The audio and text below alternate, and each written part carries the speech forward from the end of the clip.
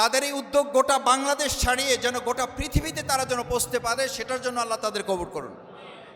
আমি ইবনে সিনা সম্পর্কে একটা কথা শুধু বলি, যখন আমরা আপনাদের কাছে খুব সহজে এভাবে আসতে পারতাম না, এই বাউফলের সেই সময়ের সরকারি দল যারা, সেই সময়ের আওয়ামী লীগ করতেন যারা, তারা আমার ফোন নাম্বার যেভাবে হোক সংগ্রহ করে বলতেন, মাসুদ আমি অমুক, তোমার ভাবি খুবই অসুস্থ, আমি একটু ইবনে সিনায় যেতে চাই, তোমার সহযোগিতা তোমার পরামর্শ দরকার।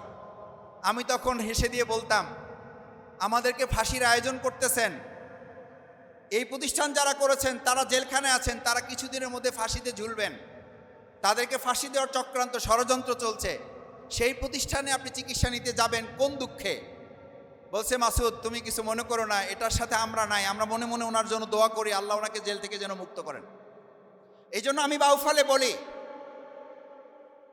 কেউ কেউ তো দুষ্কৃতিকারী ছিলেনই, কিন্তু এই সমস্ত মানুষেরা বলতেন যে ইবনে সিনায় গেলে শুধুমাত্র দাওয়া পাওয়া যায় না, মানে শুধু চিকিৎসা পাওয়া যায় না, ওখানে দাওয়ার সাথে আল্লাহর দয়াও পাওয়া যায়।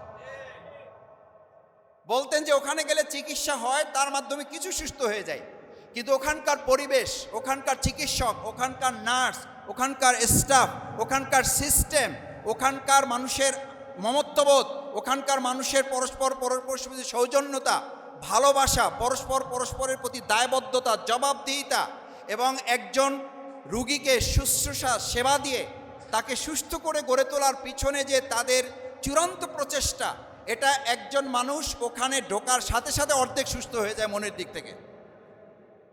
সেই প্রতিষ্ঠানকে আল্লাহ তাআলা ইবনে সিনাকে কবুল করুন। এরকম একটা শাখা এখানে পেয়েছি, আমরা খুশি না বেজার? দেখি খুশি কারা কারা। আল্লাহ তাআলা কবুল করুন। এখন এই প্রতিষ্ঠান তারা আমাদেরকে দিয়েছে, এটা আমাদের কাছে একটা সম্পদ, এটা আমাদের কাছে একটা আমানত। এই আমানতের সংরক্ষণের দায়িত্ব আমাদের উপর আছে না নাই? আমরা শুধু রুগী হিসাবে এখানে আসবো না, আমরা চাই আল্লাহ তাআলা আপনাদের সবাইকে সুস্থ রাখুন, কিন্তু আমরা আমাদের এই ইবনে সিনা প্রাথমিক বা প্রাইমারি আউটডোর হেলথ কেয়ার সেন্টারটাকে আমরা এমনভাবে এটাকে যত্ন করব, সবাই এমনভাবে খোঁজখবর রাখবো যে এটা কোনো ব্যক্তি, কোনো গোষ্ঠী, কোনো দলের না, এটা হবে বাউফলের 4.5 লক্ষ মানুষের প্রত্যেকের সম্পদ, প্রত্যেকের প্রতিষ্ঠান। আজকে এখানে হিন্দু আছে না নাই? এখানে অন্য দলের মতের লোকেরা আছে না নাই? আমরা এখানে কি জামাত দাওয়াত দিয়েছি না বাউফলবাসীকে দাওয়াত দিয়েছি? শুধু মুসলমান দাওয়াত দিয়েছি না অন্যদেরকেও বলেছি?